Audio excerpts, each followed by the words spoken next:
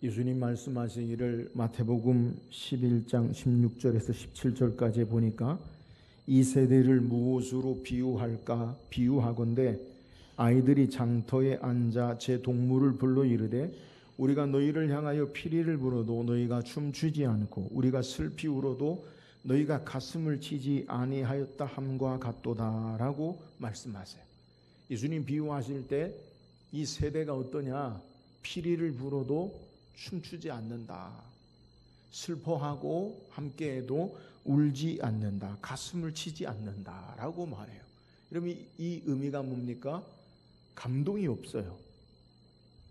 또 관심이 없어요. 또 반응이 없어요.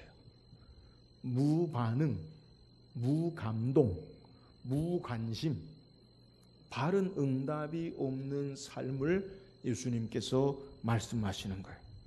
예수님께서 이 땅에 참된 구주로 하나님의 아들로 약속하신 메시아로 우리의 구원을 위해서 오셨음에도 불구하고 주의 말씀을 듣지 아니하고 주님을 믿지 아니하고 주님을 영접하지 않는 세대를 예수님께서 탄식하면서 말씀하시는 내용이에요. 비단 이러한 반응의 모습이 예수님 당시에만 있던 반응이냐? 오늘 우리가 사는 현실 가운데서도 우리는 이 무관심의 세대, 무반응의 세대, 무감동의 세상 가운데 우리는 살아가고 있어요. 우리의 인간관계 속에서 참 함께하기 어려운 사람들의 특징이 여기에 있는데요. 아무리 좋은 이야기를 해도 감동을 받지 않아요. 아무리 좋은 것을 보고 들어도요, 별 반응이 관심이 없어요. 맛있는 것을 먹어도요, 그렇게 반응이 없어요. 참 재미없는 사람들의 모습이에요. 목회자로서 말씀을 전하는데 개인적으로 참 어려운 것은 하나님의 말씀을 증거할 때에 성도들의 그 말씀에 반응해야 하는데 말씀 설교할 때 반응하는 게 뭡니까? 아멘, 아멘 해야 되는데 아멘은 안 하지 않고 그냥 묵묵하게 침묵을 지키고 있으면 그것도 참 어려워요. 마음을 열고 하나님 말씀 앞에 응답해야 하는데 하나님 말씀에 전혀 반응하지 않는 거 이거 참 어려워요. 더더욱 힘든 것은 외부 강사 목사님을 모셔다가 말씀을 들을 때 목사님들이 말씀을 전하는데 아멘 하지 않으면 뒤에 앉아서 저는요 식은 땀이 나요. 야 이거 큰일 났다. 우리는 신앙생활하면서 하나님의 말씀과 뜻에 우리는 어떤 반응을 해야 한다라고 생각합니까? 우리가 흔히 텔레비전의 여러 프로그램 가운데서 오락 프로그램에 리액션을 잘해야 된다라고 그렇게 이야기하는 것들이 있어요. 그럼 리액션이 뭡니까? 되반응하는 거예요. 그러니까 우리가 서로 이야기할 때도 말을 하면 맞장구를 치고 함께 호응해야 그 사람과 말하고 싶지요. 말해도요 그냥 가만히 있고 그러면요 그 사람하고 말할 재미가 없어요. 여러분 하나님의 말씀에 대해서 우리가 어떻게 반응해야 하느냐? 이런 거 참 중요한 문제예요. 오늘 성경은 우리에게 예수 그리스도의 부활의 사건을 목격하고 난 이후에 예수님을 믿고 따르는 자들의 신앙의 리액션, 반응을 통해서 어떻게 새롭게 신앙해야 할 것을 증거하는 그러한 내용을 성경이 우리에게 소개하고 있어요. 예수 그리스도의 부활의 사건, 매우 놀랍고 두려운 신비한 사건이었어요. 이전에 한 번도 경험해 보지 않았던 놀라운 사건이에요. 그래서 부활의 주님을 만난 여인들과 제자들이 예수 그리스도의 부활의 주님을 만난 사실을 그의 제자들에게 동료들에게 전할 때 그 주님의 부활의 소식을 들은 사람들의 공통된 반응이 있는데 그 반응이 뭐냐? 오늘 성경에 보니까 믿지 아니함일러라. 예수님이 부활하셨다. 내가 부활의 주님을 만났다. 그렇게 이야기하는데 아무도 믿지 않는다는 거예요. 오늘 우리가 읽은 본문 12절 13절에도 보면 그 후에 그들 중 두 사람이 걸어서 시골로 갈 때에 예수께서 다른 모양으로 그들에게 나타나시니 두 사람이 가서 남은 제자들에게 알리었으되 역시 믿지 아니하니라. 역시 믿지 아니하니라. 이 말은 또 안 믿은 사람이 있다는 거예요. 바로 앞서 11절에 막달라 마리아가 처음으로 부활의 주님을 만나지요. 11절에 보니까 그들은 예수께서 살아나셨다는 것과 마리아에게 보이셨다는 것을 듣고도 믿지 아니하니라. 예수님이 부활하셔서 막달라 마리아에게 나타나시고 예수님이 부활하셔서 엠마오로 마을로 가는 두 제자에게 나타나셨어요. 부활의 주님을 그들이 보았어요. 그들이 부활의 주님을 전했어요. 그런데 1세기 예수님의 제자들조차도 예수님께서 죽으셨다가 십자가에 죽으신 것을 그들은 알아요? 다시 살아나셨다는 부활의 사건을 듣고 믿지 않은 것을 우리에게 증거해요. 저는 말씀 묵상하면서 비단 제자들만 믿지 않았을까? 오늘 우리에게 이런 일이 일어났다면 저는 어떻게 반응했을까?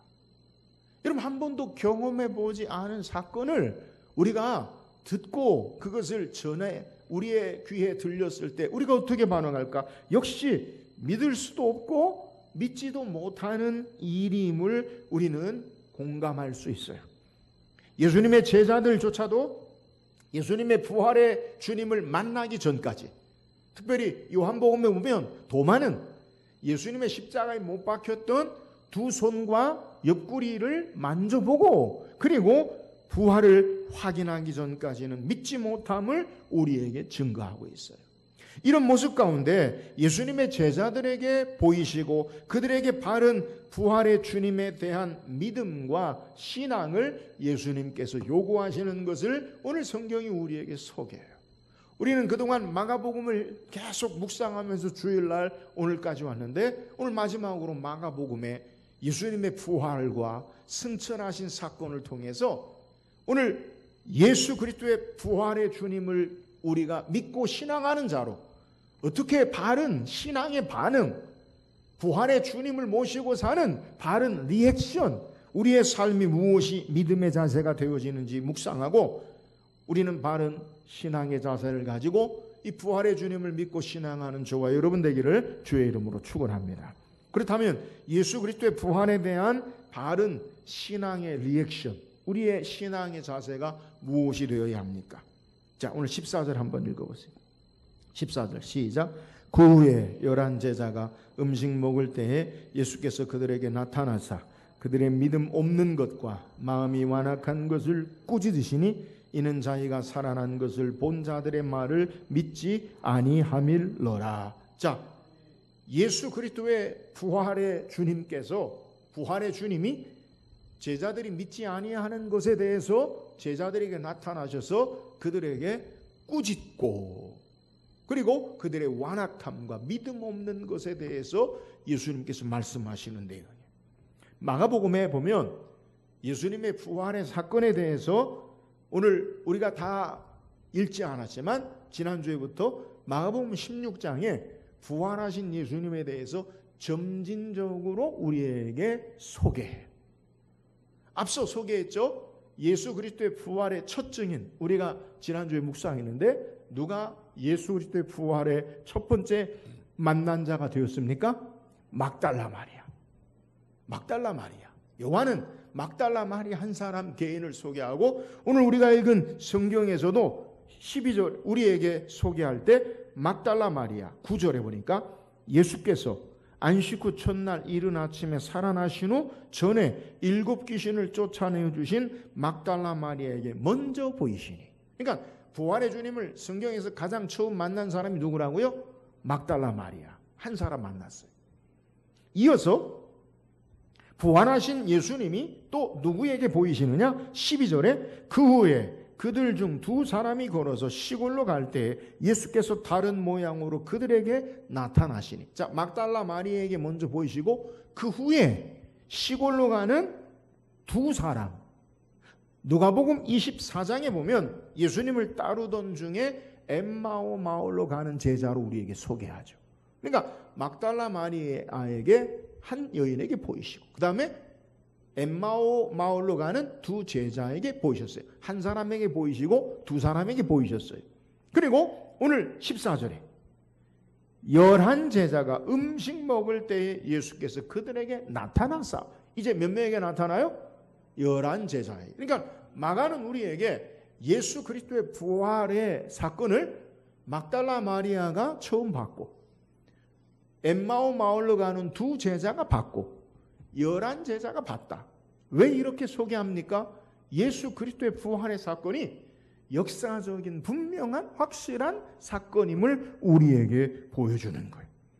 성경에서 말씀하는 예수 그리스도의 부활이 단순히 한 사람이나 아니면 두 사람이 조작한 게 아니라 여러 사람의 확증으로 예수 그리스도의 부활은 확실한 진리의 사건임을 우리에게 소개하고, 두세 사람 이상의 증인으로 증거된 사건임을 우리에게 말씀하는 거예요. 그런데 이 공통적으로 예수 그리스도의 부활의 소식을 듣고 제자들의 반응이 뭐냐? 앞에 소개한 대로 믿지 않는 거예요.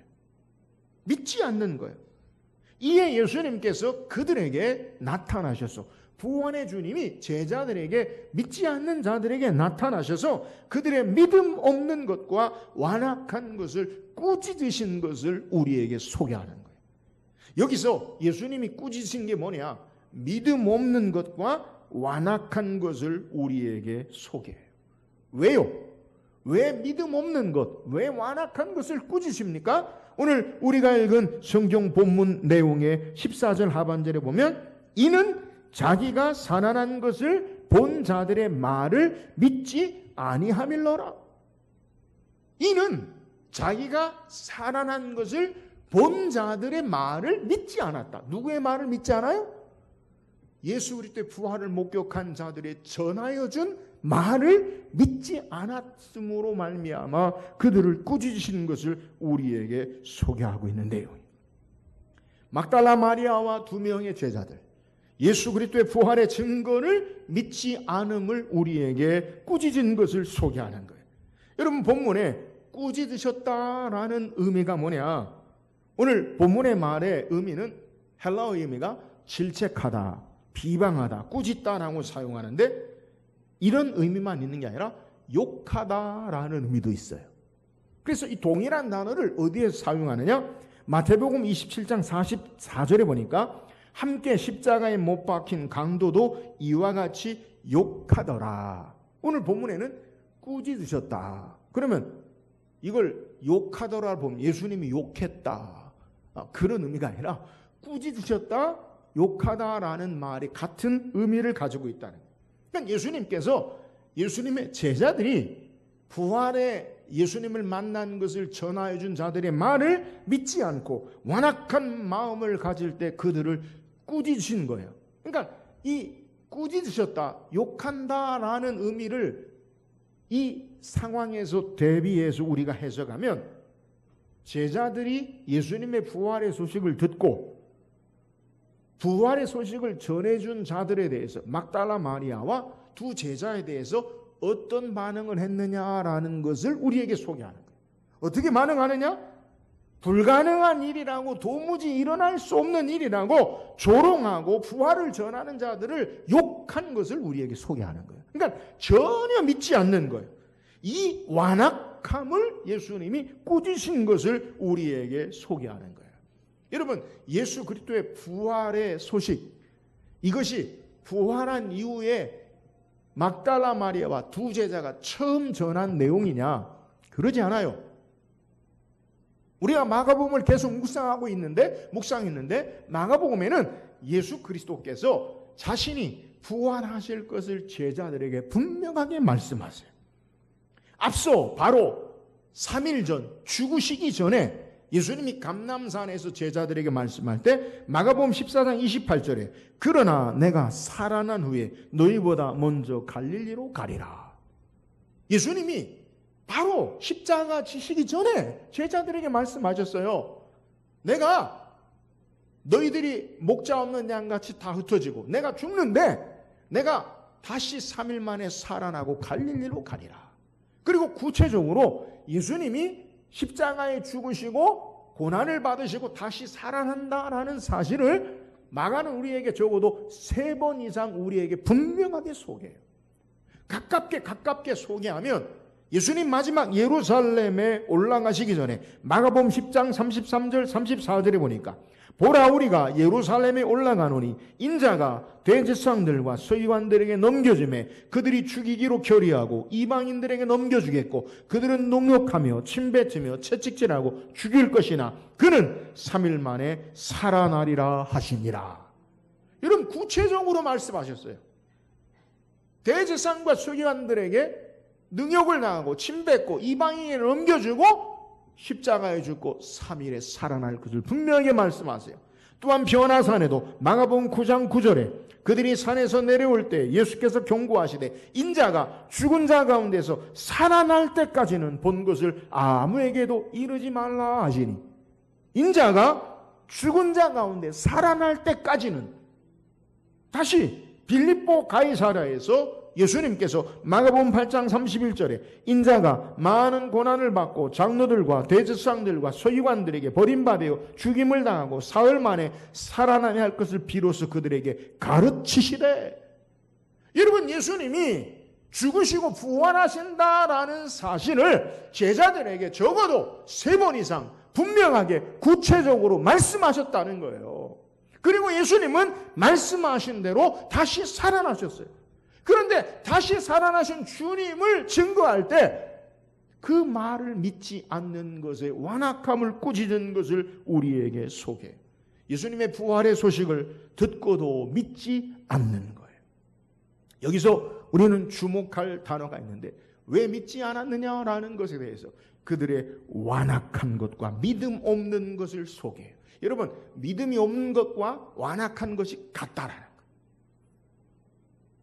부활에 대한 바른, 주님에 대한 바른 신앙의 반응이 무엇이 되어야 하느냐? 예수님은 믿음 없는 완악한 그들의 마음의 상태를 꾸짖고 계시다는 거예요. 여러분, 완악한 것이 무엇입니까? 딱딱하게 마음이 굳어지는 거예요. 마음이 단단하여서 마치 마태복음 13장 예수님의 비유처럼 길가에 단단하고 고정되어서 씨앗이 심겨지지 않으므로 열매 맺지 못하는 그러한 굳은 마음의 땅을 우리에게 소개하는 거예요. 그러면 믿음이 없고 완악한 것이 뭐냐? 주님의 말씀을 듣지 아니하고 주님의 말씀을 그들의 마음에 새기지 아니하고 부활의 말씀을 잃어버리고 그들의 눈에 보여지는 대로 세상 가운데 환경과 생각에 사로잡혀서 주님의 부활을 믿지 않은 것을 우리에게 소개해요.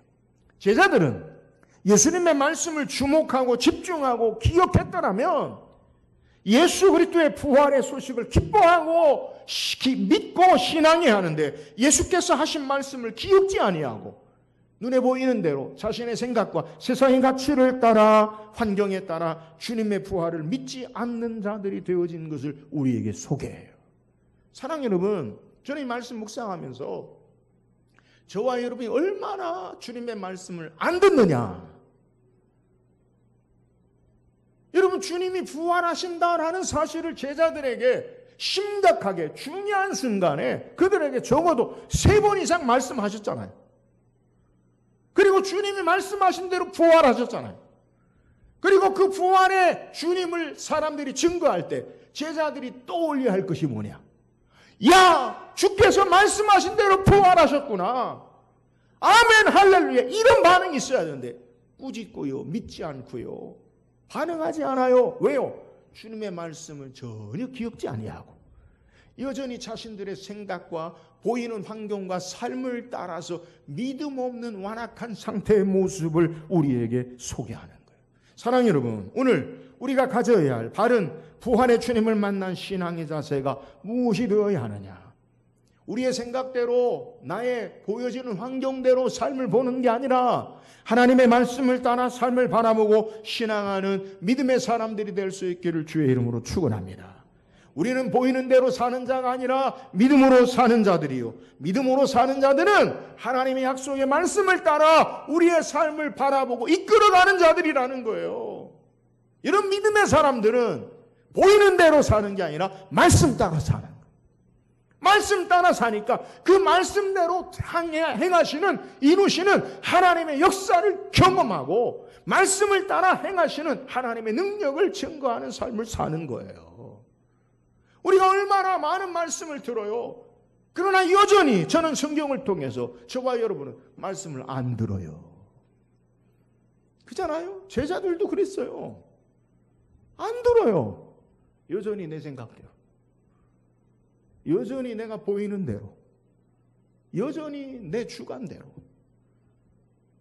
여러분, 부활의 주님을 따르는 바른 반응의 옳은 리액션, 신앙의 자세가 아니라는 거예요.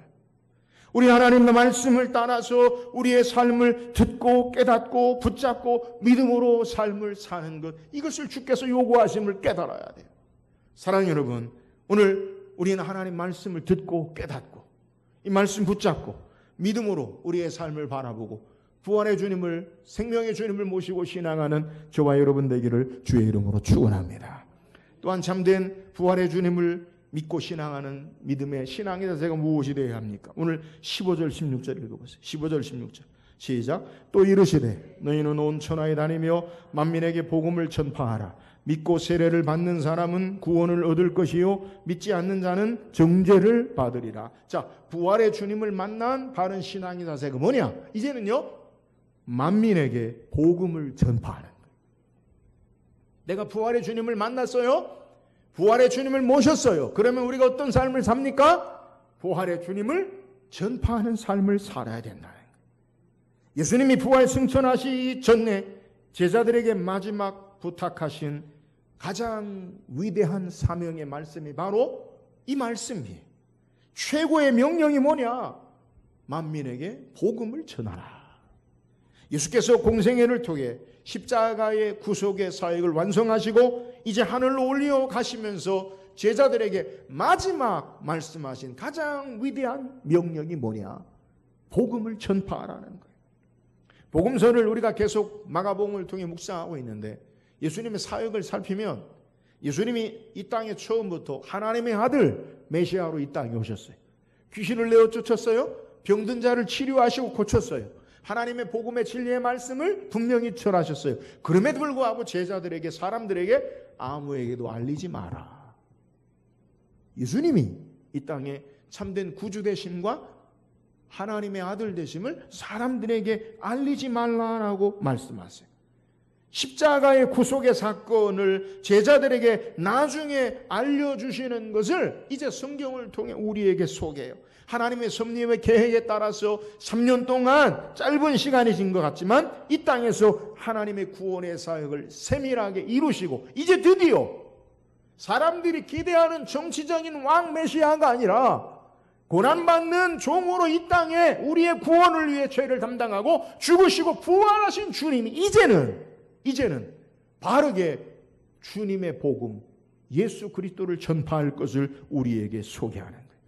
예수님께서 부활 승천하시면서 제자들에게 마지막 분부하신 내용이 얼마나 중요한 것인가 우리는 깨달아야 돼요. 예수님 말씀하신 마지막 내용이 뭐냐? 너희는 온 천하에 다니며 만민에게 복음을 전파하라. 그러면 우리는 여기서 의문이 들어요. 왜 그래야 합니까? 왜 복음을 전파해야 합니까? 16절에 우리에게 그 이유를 소개해요. 16절에 믿고 세례를 받는 사람은 구원을 얻을 것이요 믿지 않는 자는 정죄를 받으리라. 여러분, 믿는 자에게는, 예수 그리스도를 믿는 자에게는 구원이 있지만 믿지 않는 자에게는 정죄가 있음을 우리에게 소개하는 거예요. 여기서 구원을 얻는다는 의미가 뭐예요? 죄와 죄로부터 오는 모든 형벌과 결과 가운데 우리를 건지신다는 말씀이에요. 죄로 말미암은 결과가 뭐예요? 로마서 6장 23절에 보니까 죄의 삭은 사망이요 하나님의 은사는 그리스도 우리 주 안에 있는 영생이니라. 죄는 우리를 영원한 사망에 이르게 하고 뿐만 아니라 죄는 하나님이 미워하시는 하나님의 진노와 심판을 받게 해요. 이것은 인생을 영원한 사망에 이르게 하고 성경의 정확한 표현에 의하면 꺼지지 않는 불 가운데서 고통당하며 괴로움과 형벌 가운데 살게 만드는 거예요. 그런데 복음 전함으로 예수 그리스도가 증거됨으로 그를 믿고 구원받으면 영원한 생명 가운데 하나님 주시는 참된 평강과 은혜와 축복 가운데 위로와 기쁨 가운데 살 수 있음을 우리에게 소개하는 거예요. 우리의 사는 길이 뭐냐? 그것이 바로 예수 그리스도 주님을 믿고 신앙하는 것이요, 그 복음을 증거하는 것이기 때문인 것을 우리에게 소개하는 거예요. 사랑하는 여러분, 복음 전해야 할 이유가 여기 있어요. 그것이 바로 구원의 길이기 때문에 가장 가치 있는 영혼의 생명을 살리는 거예요. 예수님 말씀하시기를 마가복음 8장 36절 37절에 사람이 만일 온 천하를 얻고도 자기 목숨을 잃으면 무엇이 유익하리요? 사람이 무엇을 주고 자기 목숨과 바꾸겠느냐? 여러분, 가장 가치 있고 귀한 일이 뭐냐? 복음으로, 예수로 생명 얻게 하는 거라는 거예요. 여러분, 우리가 몸이 좀 아프고 이상이 있으면 같이 그렇게 당하는 사람들의 마음을 긍휼의 마음으로 함께 느끼잖아요. 그래서 적극적으로 내가 어떻게 치료받았고 나았는지를 이야기하잖아요. 그렇잖아요? 어디 안 좋다. 집사님, 권사님, 그거 거기 가봐. 그 병원에 가봐. 거기 괜찮더라. 왜요? 그 마음을 아니까. 더더욱 생명에 관한 일. 여러분, 우리 영원히 살고 생명 얻는 가장 귀한 일이기 때문에 예수 그리스도 복음을 전해야 된다는 거예요. 여러분, 복음 전파는 바로 생명을 구원하는 일이에요. 그래서 예수님은 너희는 온 천하에 다니며 사람들에게 잘 살게 하라, 소원을 들어주라, 어려운 사람 도와주라, 부자 되게 해라. 그게 아니라 모든 민족에게 복음을 전파하라라고 말씀하는 거예요. 여러분, 참된 부활신앙의 바른 반응, 리액션이 뭡니까? 복음 전하는 거예요. 내 안에 생명의 주가 계시면 생명의 주를 증거하는 자들, 이것이 바로 부활의 주님을 모신 자, 부활의 주님을 만난 자의 신앙의 삶임을 우리에게 소개하는 거예요. 사랑하는 여러분, 예수님은 죽은 자가 아니라 살아계셔요. 믿으십니까? 하나님 보좌 우편에 여전히 우리를 위해 기도하시고 다스리세요. 부활의 주님을 믿고 신앙하는 저와 여러분이 부활의 주님을 힘있게 증거하는 바른 신앙의 삶을 살기를 주의 이름으로 축원합니다. 또한 부활의 주님을 만난 바른 신앙의 자세가 뭐예요? 17절 18절 보세요. 17절 18절 시작. 믿는 자들에게는 이런 표적이 따르리니 곧 그들이 내 이름으로 귀신을 쫓아내며 새 방언을 말하며 뱀을 집어올리며 무슨 독을 마실지라도 해를 받지 아니하며 병든 사람에게 손을 얹은 즉 나으리라.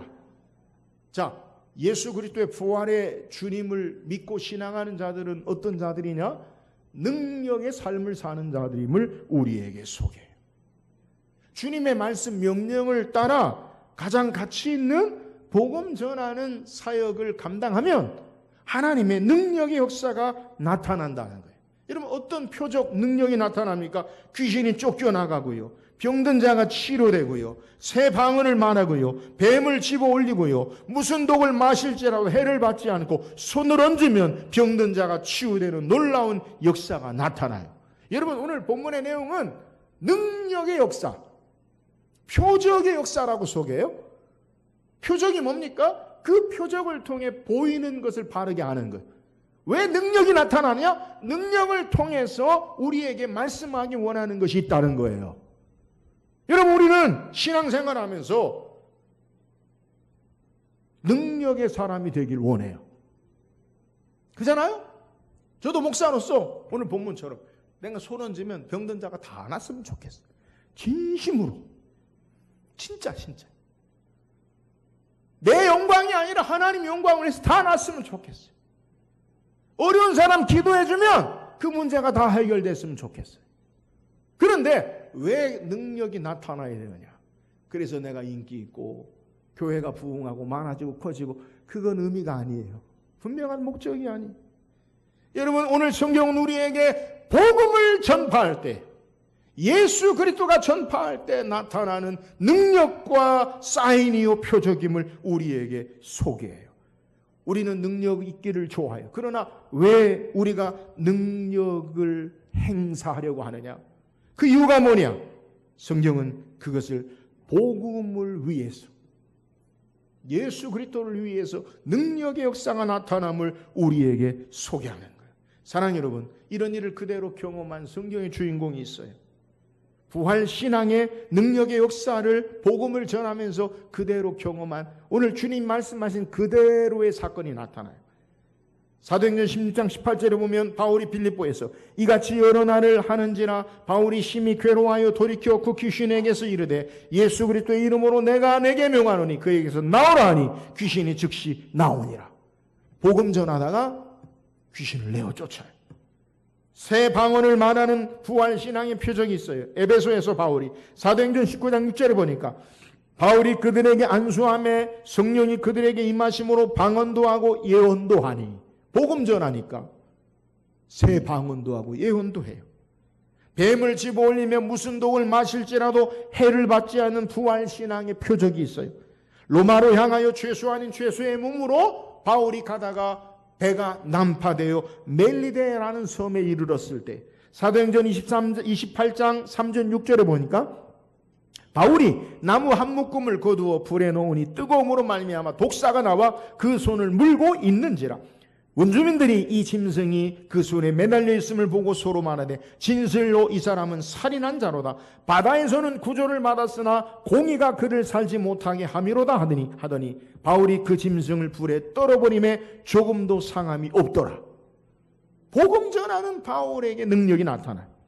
병든 사람에게 손을 얹은 적 낫는 부활의 신앙의 표적을 경험해요. 사도행전 28장 7절 9절에 보니까 이 섬에서 가장 높은 사람 보블리오라 하는 이가 그 근처에 토지가 있는지라 그가 우리를 영접하여 사흘이나 친절히 머물게 하더니 보블리오의 부친이 열병과 이질에 걸려 누워있거늘 바울이 들어가서 기도하고 그에게 안수하여 낫게 하며 이름으로 섬 가운데 병든 사람이 와서 고침을 받고.